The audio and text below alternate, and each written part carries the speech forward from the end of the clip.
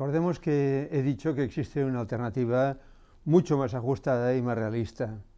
La ciencia, que había consolidado la expansión del capitalismo, tuvo también la virtud, con Marx y Engels, de prever el fin del sistema que la había generado y ha buscado la explicación de la conducta social en el proceso histórico, cuya previsión no es precisamente la persistencia del capitalismo, sino su fin a partir de sus propias contradicciones internas. Es difícil componer una idea sencilla o una explicación simple para nuestra conducta.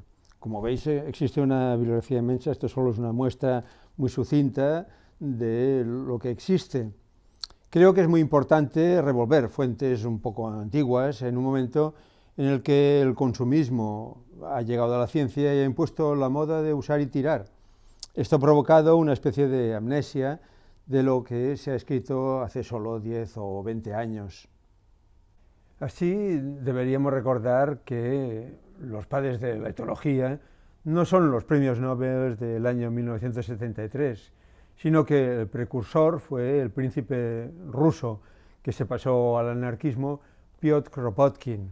En sus estudios sobre el comportamiento de los animales no destacó la agresividad precisamente, sino el factor del apoyo mutuo, un elemento que más recientemente se ha querido identificar incluso en los árboles.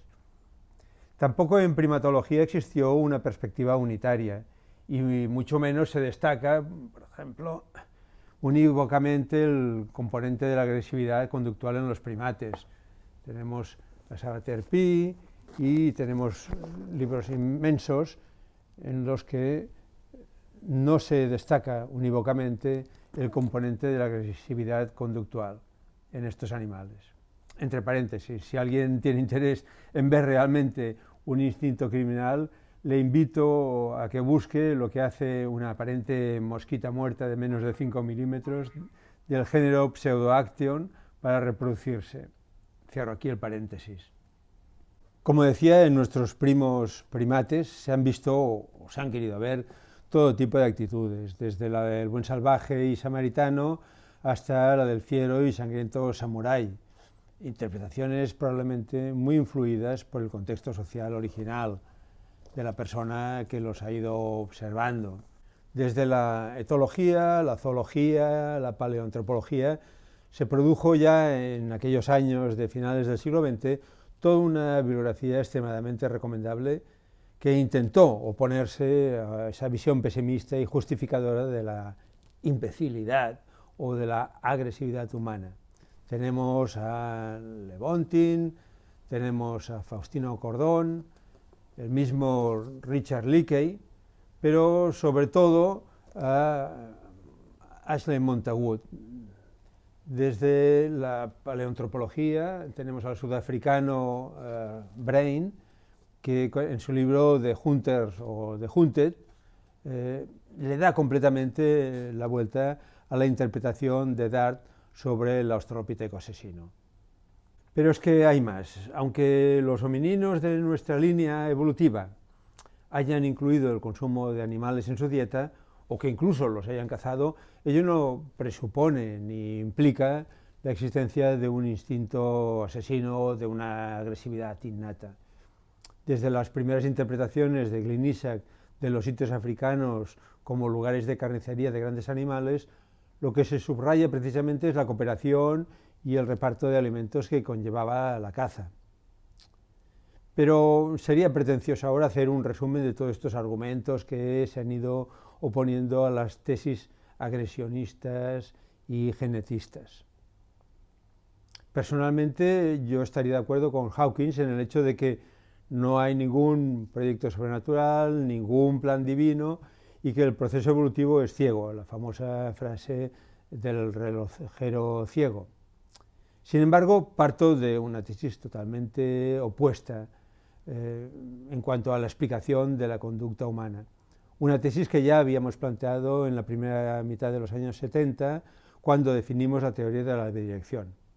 Decíamos, en un momento dado de la línea hominina se dio una divergencia, un cambio de dirección respecto a la selección natural, un cambio hacia una distancia cada vez mayor respecto a su influencia en ese proceso selectivo en favor de otro tipo de proceso selectivo, un proceso normativo y social, fundamentado en la ayuda mutua y en el uso cada vez más intensivo de los medios extrasomáticos. Algo parecido a lo que planteó poco después el historiador de la ciencia y el mayor estudioso de la obra de Darwin, Patrick Thorpe, respecto al efecto reversivo de la evolución. Casi podría afirmar, como en la canción, que si hubiera habido un plan, seríamos el plan perfecto que ha salido mal. Le ha salido mal a la selección natural. Gracias, amigos uruguayos de la murga Agárrate Catalina, pero la culpa no la tiene la especie, ni el presunto instinto, ni definitivamente la genética. Como argumenta Thorpe, ha sido la propia selección natural la que ha seleccionado una serie de ventajas ya no biológicas sino sociales en la línea evolutiva humana. Las pautas de conducta genéticamente programadas han sido sustituidas por la socialización y por el aprendizaje. En efecto, por poco que analicemos nuestra especie desde un punto de vista de su fitness biológica, no puede dejar de extrañarnos y podríamos considerarla una especie imposible. Solo tenemos 2 patas y con un punto débil en el cuello del fémur. El bipedismo terrestre, que pudo significar alguna ventaja, proporcionando una mejor visión sobre el terreno o más capacidad de transporte, al dejar las manos libres también estimuló y fue estimulado por la conducta instrumental, pero exigía contrapartidas. Una mayor presión de los depredadores terrestres planteaba la necesidad de una reproducción más rápida y además el bipedismo implicó el estrechamiento del canal de parto que planteaba una paradoja, ya que obligaba a un nacimiento con un cerebro más pequeño y poco formado respecto a la capacidad que es imprescindible para estructurar una vida social más compleja, una auténtica organización social.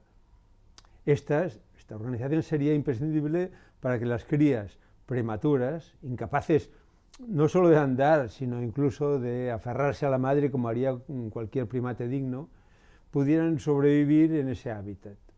Y enseguida, además del cerebro complejo y mayor que será necesario para desarrollar una vida instrumental cada vez más intensa y cada vez más dependiente.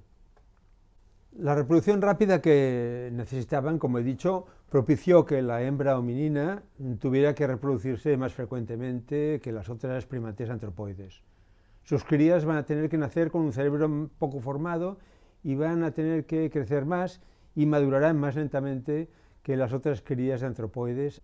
Su supervivencia depende absolutamente de su entorno social, al cual se deberá integrar y al cual evidentemente va a ir reproduciendo a su vez. El cerebro y su conducta se conformarán en ese entorno social. Esta especie de neotenia o formación extrauterina del cerebro le da una gran plasticidad, una adaptabilidad a las condiciones ambientales concretas, así como flexibilidad y oportunismo. Contrastan no solo con las otras especies antropoides, sino también con otras líneas evolutivas muy próximas que despuntaron hacia un énfasis más especializado, por ejemplo el vegetariano del género Parántropo o Australopithecino robustos, que se extinguieron. Lo mismo podríamos decir de nuestra dentición, poco especializada también. Conservamos una gran cantidad enorme de dientes que tienen una nula potencialidad defensiva y muy poca capacidad trituradora. Pero sin embargo esta es suficiente y no necesita realizarse mayor inversión biológica en esta parte del cuerpo para hacer frente a una alimentación oportunista y ayudada además con instrumentos y finalmente con el fuego. En general somos un primate tropical desubicado, que no podría sobrevivir en su hábitat sin la ayuda de medios extrasomáticos como el vestido o como el fuego. Somos pues una especie flexible, totalmente dependiente del aprendizaje y muy poco sometida a la genética, hasta el punto que algunos individuos llegan al suicidio individualista por anorexia.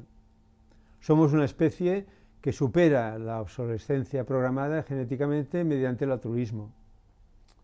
Existe sobre este tema, existe una gran cantidad de literatura sobre las características somáticas y sobre el desarrollo biológico.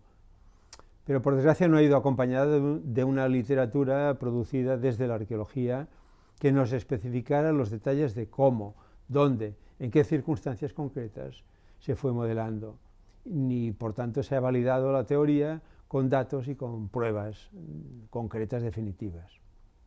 La mayor parte de las investigaciones se han concentrado en medir capacidades craneanas, medir dientes y en clasificar especies y reordenar el rompecabezas de fósiles. En cuanto a la explicación sobre el origen de nuestra conducta, nos seguimos apoyando en datos de la etología de primates o carnívoros y en las modas que van llegando de Estados Unidos.